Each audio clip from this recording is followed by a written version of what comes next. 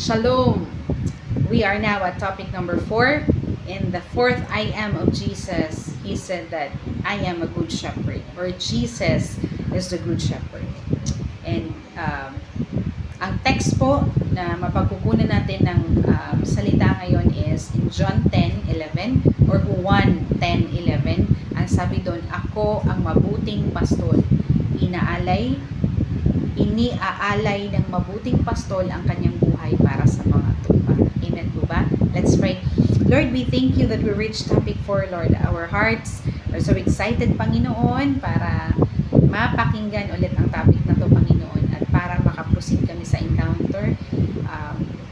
Salamat, Lord, that you give us a heart of obedience, Panginoon, Lord. Thank you, Lord, for giving us a heart, Lord, to know you more.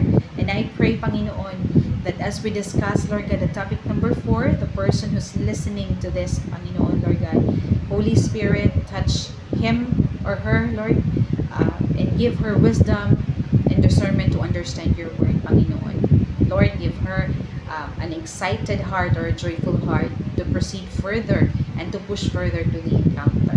Give you all the glory and praise in Jesus' name. Amen.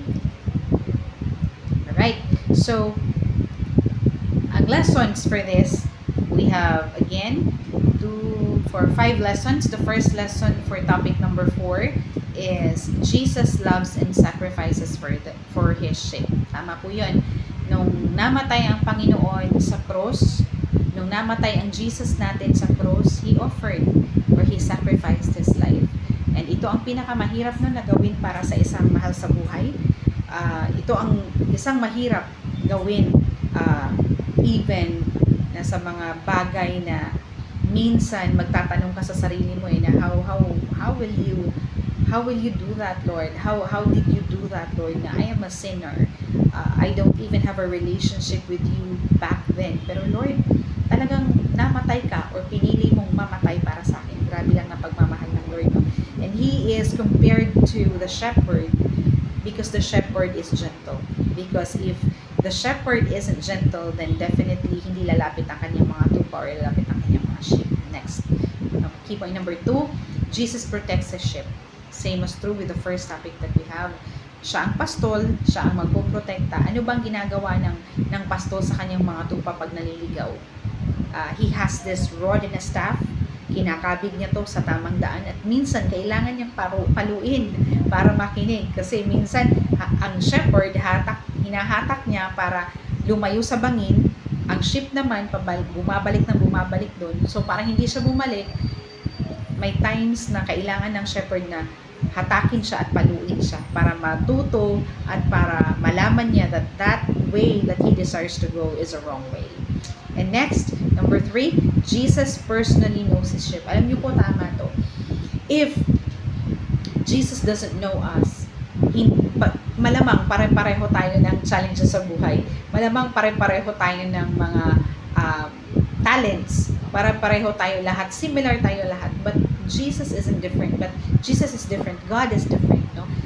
Amazingly, dun lang mo sa punto na ang eyelids natin, pag in-scan, unique po to kahit mag-asawa kayo, kahit kambal kayo, kahit magkapatid kayo, mag-ina kayo, magkaiba kayo ng eyelids. Same as true with the thumbprint that we have. Magkaiba-iba tayo ng thumbprint, magkakaiba-iba tayo ng iris na sinascan. That's how amazing God, or that's how amazing God built us, or that's how amazing God knew us from the very start. Kaya nga sabi sa Bible, I knit you in Jeremiah, I knit you together in your mother's womb, or you knit me together in my mother's womb. So ibig sabihin si Lord mismo ang nagtahi sa iyo sa sinapupunan ng inyong nanay, at alam ni Lord kung ilang buhok ang meron ka, alam ni Lord kung ilang kilay ang meron ka, alam ni Lord kung ilang X and Y chromosomes na meron ka, alam ni Lord kung ano ugali mo, alam ni Lord kung paano ka kumanta, alam ni Lord kung ano magiging talento mo, alam ni Lord kung paano ka magalit, paano ka matuwa, paano ka magmahal. The Lord knows everything about us. Amen? Next, Jesus provides for His sheep. Diba? May mga panahon na akala natin walang-wala tayo, na nag-pray tayo, andyan na agad. You know what? I just wanted to share this testimony. This happened today. And the date today is February 10th, 2026. Alam nyo, today is the salary of my husband. You all know na I quit my job to focus or to do full time, in the ministry sa church, no. And alam ng Lord na last week pa lang na may problema na ako, Lord, paano ko mababayaran ang kuryente, ang tour ni Rick, ang tuition fee ni Joe, ang pag-ibig, ang Manila Water, ang food, lahat. Yun po yung pinoproblema ko. Tapos at the same time, ang church natin, nadagdagan pa ng 2,000, ang renta from 10,000 to 2,000. You know what? Amazingly, kanina nung madaling araw na nag-withdraw ako kasi wala nang pambaon si Rick. And I was just praying to the Lord. Sabi ko, Lord, actually hindi ko na to kailangan i-discuss pa. Alam ko, Lord, hindi ko na to kailangan pasabihin sa'yo na, Lord, kulang ng ganito. Lord, kailangan ko ng ganito. Lord, papayaran ng ganito or due date na ng ganito. Because I know, Lord, that you know that. And you know what? When I check on the ATM, kasi ako nag-withdraw ng sahod ni Eddie, no? And it's time for me to pay the bills. It was just so amazing that the amount that I was able to see there has doubled the amount of his salary. And for some reasons, may mga duty siya or may hardship duty pay siya na hindi pa naibigay and naibigay ng Panginoon. At alam ng Lord na, actually noon ko pa pinagpipray yun na Lord, pwede mo na bang ibigay, Lord? Pwede mo na ibigay. Pero alam ng Lord na may budget pa nung time na kailangan ko, that's the time that the Lord was able to give that certain amount. At ang amount na yun, para talaga sa mga bayarin namin, para talaga sa tweets, para talaga sa tour, para talaga sa Meralco, sa kuryente, sa gasol na nawala na ng gasol, and everything. So definitely, Jesus provides for His sheep. Hindi pwede na hindi mag-provide kasi if we're going to call God as our Father, isn't it insulting for Him na anak ako ng Diyos pero wala akong makain? Isn't it insulting for Him na anak ako ng Diyos na wala ang bulsa ko? Alam mo, it's not just about, the things that we eat. Dapat kasi broad ang pagkakaintindi natin that God provides for His sheep or Jesus provides for His sheep. Yung hininga mo lang, yung okay ka lang sa umaga, nakapagkape ka lang, kahit tuyo ang ulam, kahit siguro hindi ganun ka sarap ang ulam, nakakatulog ka, may electric pan ka, may washing ka, nakakapaglaba ka, may tubig ka, it's already a provision of the Lord. Kaya lang minsan, ang mga tao or tayo, hindi tayo grateful sa puso natin because we wanted to have more. Ganun naman talaga ang tao. We wanted to have more. Wala tayong contentment ba?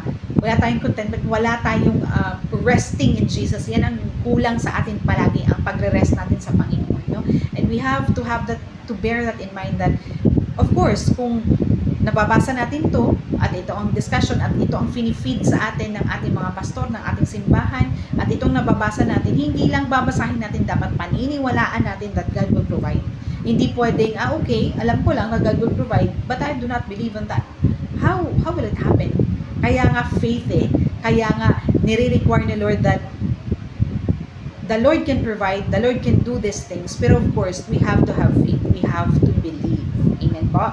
Next, and last for the lessons, Jesus leads with compassion. Si Jesus, He leads with compassion. Alam natin yan na He is not like very, very strict soldier na papaluin ka bago ka sumunod.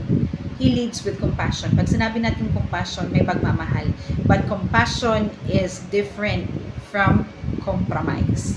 Hindi nagko-compromise ang Panginoon, hindi nagko-compromise ang Jesus sa pag-lead sa atin. Kasi explicitly, even sa Bible, mababasa natin kung paano niya sinabihan si Peter na kanyang disipulo na ginamit sa matinding ministeryo after he go back to the Father. Anong sabi niya kay Peter? Go away from me, Satan. May mga rebuke si Jesus kay Peter na masakit. Ilang beses ni Lord tanungin si Peter ng, Peter, do you love me? Peter, do you love me? Diba? He leads with compassion but never with compromise. Grabe magmahal ang Panginoon. Dapat grabe din tayo magpasensya at magmahal sa mga taong win-win natin. Right after the encounter, believe me, magbabaga ka, mag-aapoy ka, and hindi mo kayang hindi sabihin kung anong nangyari at ang ginawa ng Lord sa iyo. And I am so excited for you to experience and to hear your testimony. Really, in my heart, I am so excited. And for the application, we have 4. The first one is trust Jesus for guidance and protection. Trust. Trust means to have faith. Trust means to rest on Jesus. Trust means to abide and to obey. So kung tayo ay nagtatrust kay Jesus for His guidance and protection, dapat kalmado ang ating puso. Dapat learned ang ating puso. Hindi mo ito malalaman within one setting. Kasi again, everything in our lives is orchestrated by the Lord. And when we trust Jesus, at pag tinuturuan tayo ng Lord, tandaan natin na pag tinuturuan tayo ni Lord na mag-trust sa kanyang guidance at protection, bibigyan tayo ng pagsubok para ma-apply natin or para maintindihan natin ang pinaka-application nun. And number 2, rest in Jesus' protection. Kalma tayo. Ang protection natin sa Panginoon, ang vengeance sa Panginoon. Alam ng Lord ang gagawin niya kung paano tayo protektahan. We just have to be still, we have to pray, we have to fast if needed, and fasting is very good. Fasting is very essential para sa pananampalataya at sa paglalakad natin sa Panginoon. And I pray with all of my heart that you are going to experience the miraculous things that the Lord is going to do in the upcoming encounter. And next, develop a personal relationship with Jesus. Alam niyo, ang pagde-develop ng personal relationship, para lang din yan na nagde-develop tayo ng personal relationship sa ating marriage, sa ating mga asawa, sa ating mga magulang, sa ating mga anak. So, if we are developing this relationship with them, then definitely, mas maganda pag madidevelop pa natin ang relationship natin sa Panginoon. By what aspect or paano natin gagawin yun? Again, we have to read the Word. Do your devotion. Do your devotion. Hindi pwede na hindi mangusap ang Lord sa iyo pag nadi-devotion ka. Pangako niya yun at gagawin niya yun. And lastly, follow the love with Jesus. Follow the love of Jesus that has a sacrifice. So, ang pagmamahal may sakripisyo.